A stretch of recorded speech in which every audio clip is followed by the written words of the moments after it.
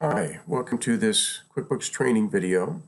Today we're going to look at bad debts. That is, we have a customer or customers that we have sold services or product to. We've created an invoice for them. They were supposed to pay us and they haven't. It's been a long time and we figure there's almost no chance that we're going to get paid for that invoice. So we want to write those off.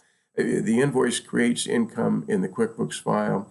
We don't want that income in there anymore. We want to write that off to expense. So let's take a look at that. If I go to reports, and actually any of the accounts receivable reports would work, I'm just going to pick open invoices. In the sample file, the date is December 15, 2022. And if you see the date on this invoice is 12/15 of 2021, it's a year old. We're not going to get paid for that. The first step in this is I'm going to take a look at the invoice and kind of take note of what's here.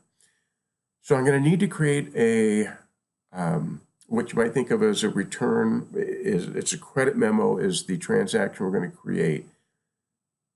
We could return these items. I don't really want to do that.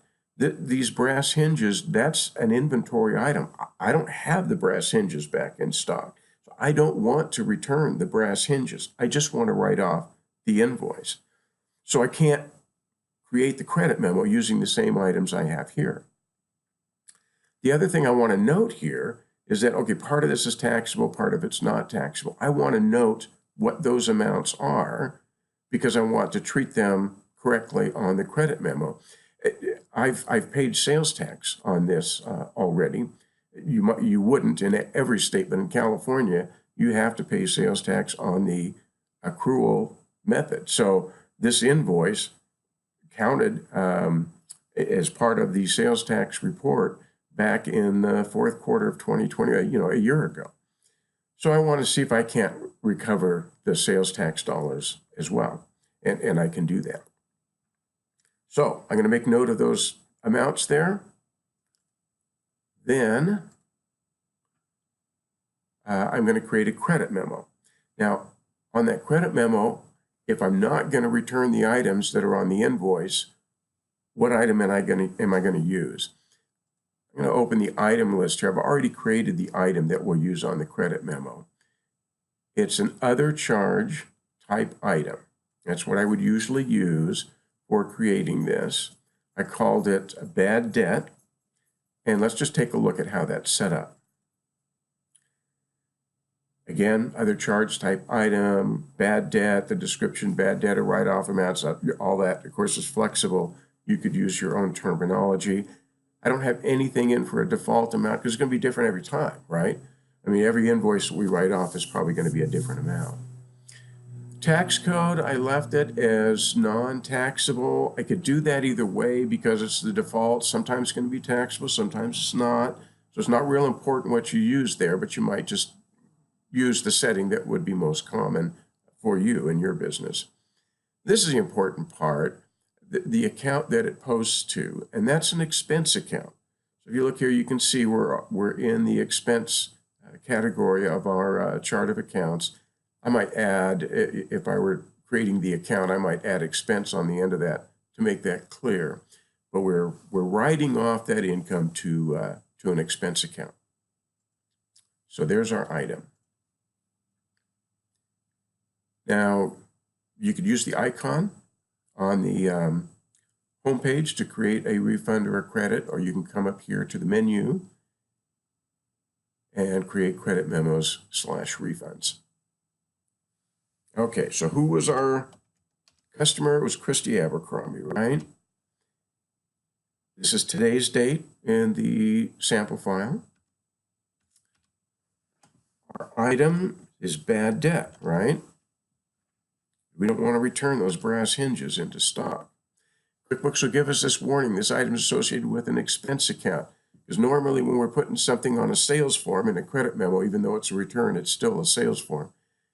Those items usually post to income accounts, right? Well, so this is unusual, and QuickBooks wants to make sure we know what we're doing. We'll click OK.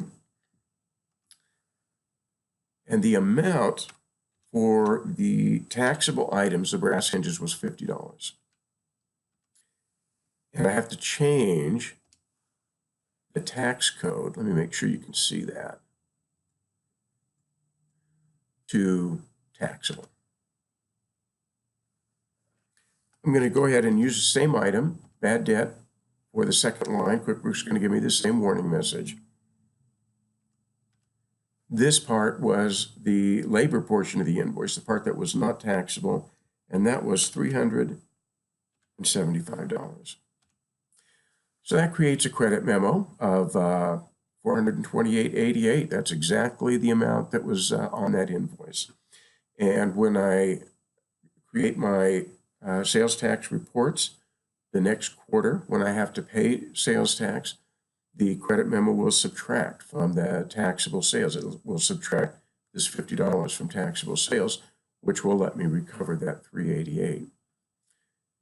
I could click Save and Close or Save and New, but what I'm just going to click this, what I call Save and Stay button up here.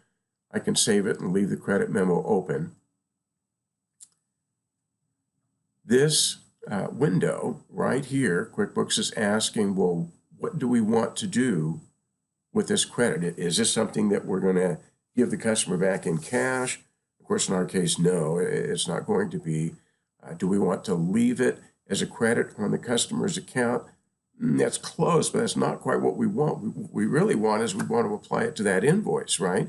It'll give her a zero balance, and we won't have any open transactions in accounts receivable for Christie Abercrombie because the invoice and the credit memo will apply to each other. So that's the option that I want to pick. Apply to invoice. Click OK. Here, QuickBooks lists the invoice. So invoice number 1100, 428.88. Is that the invoice you want to apply the credit to? Yes, it's the only one here. In some cases, there could be more invoices, I suppose, here. But in our case, that was the only open invoice. Yes, that's what we want. Click Done. And now I'll go ahead and save and close the credit memo. If I went back and looked at that report now, customers and receivables, open invoices. See, Christie Abercrombie's not even on the report anymore because she has no open transactions in accounts receivable.